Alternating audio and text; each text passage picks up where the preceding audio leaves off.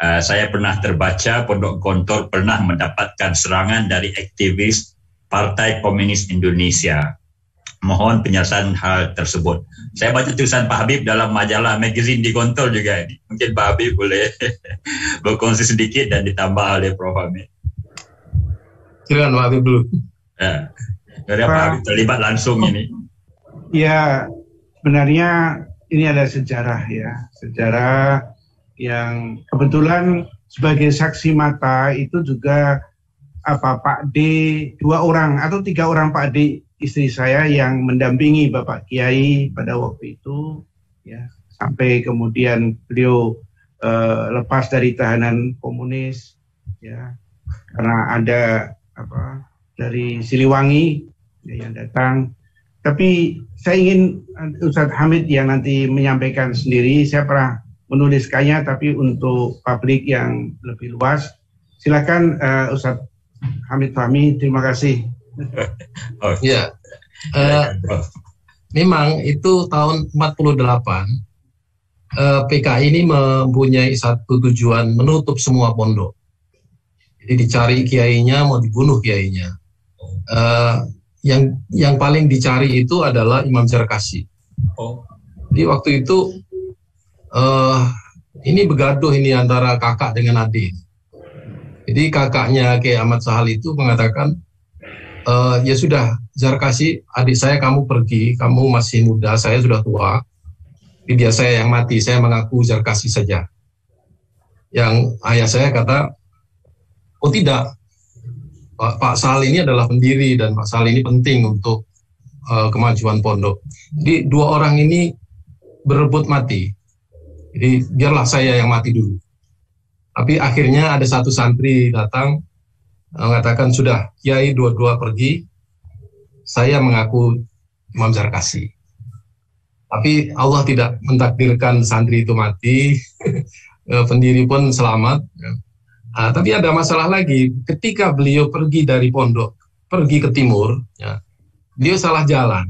Jadi beliau belok satu tempat. Semasa dia belok itu dia jumpa dengan PKI ini. Dibawalah dia ke Ponorogo, kota Ponorogo. Di Ponorogo itu dimasukkan dalam satu tempat. Tempat itu sekarang sudah menjadi masjid, namanya Masjid Darul Hikmah Muhammadiyah. Di tempat itu sudah disiapkan untuk diledakkan, untuk dibakar. Jadi Pak Sahal dan Pak Zarkasi ada di dalam situ. Tinggal menunggu saja komando dari komunis ini untuk diledakkan dan mati semualah orang dalam itu. Allah mentakdirkan datanglah tentara Hizbullah dan tentara Siliwangi untuk menyelamatkan orang-orang yang ditahan di dalam itu. Akhirnya tidak jadi diledakkan. Itu satu contoh. Selain itu, kiai-kiai di sekitar Ponorogo, Madiun dan tempat-tempat lain itu dibunuh. Ada 100 guru kiai di daerah Magetan itu masuk dalam sumur. Betul-betul ganas ini komunis ini. Allah menyelamatkan Gontor. Jadi mereka tidak berhasil membunuh Kiai Gontor dan tidak berhasil membunuh santri pun. Dia merusak-rusak aja tempat-tempat itu, tapi tidak ada orang di tempat pada waktu itu.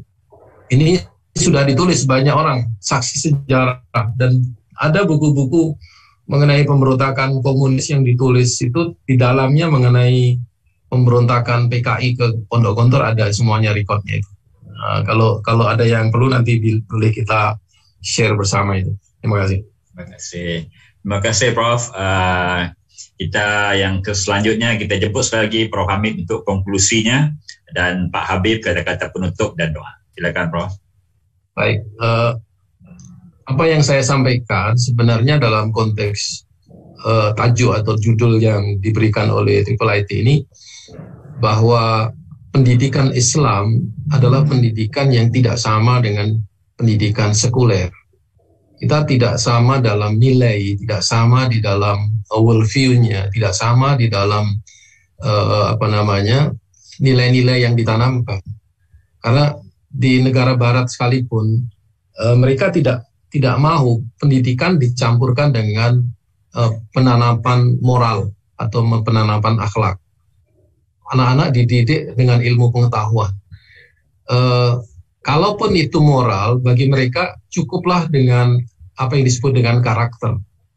Di karakter building itu sekarang yang sedang dijual di Indonesia nih. Sebenarnya itu bukannya moral, karakter itu adalah sebuah attitude based on social situation. Jadi pendidikan Islam tidak sesempit itu. Pendidikan Islam adalah pendidikan yang holistik. Oleh sebab itu di Gontor ini selalu diucapkan bahwa pendidikan di Gontor adalah lembaga pendidikan yang bisa disebut dengan School of Life. Orang itu belajar di sekolah atau belajar di pondok, belajar hidup, bukan belajar ilmu. Karena ilmu tidak selalu bisa digunakan untuk hidup. Yang bisa digunakan untuk hidup adalah apa yang diyakini di dalam hatinya dan apa yang dia pikirkan di dalam pikirannya untuk dia lakukan di masyarakat. Itulah sebenarnya yang disebut dengan worldview. Worldview adalah pikiran, keyakinan, dan perbuatan. Maka kita di Gontor ini adalah menanamkan worldview, ya, pikiran dan keyakinan, supaya mereka nanti di masyarakat bisa melakukan perbuatan-perbuatan yang baik, yang sesuai dengan apa yang dia yakini, sesuai dengan akidah dan syariahnya. Makanya kita selalu mengatakan di Gontor ini, khairun nasi anfa'uhum linnas, sebaik-baik manusia adalah yang bermanfaat bagi orang yang sebanyak-banyaknya, tapi yang manfaat dalam pengertian itu sesuai dengan syariah dan akidahnya. Itu yang saya sampaikan, terima kasih.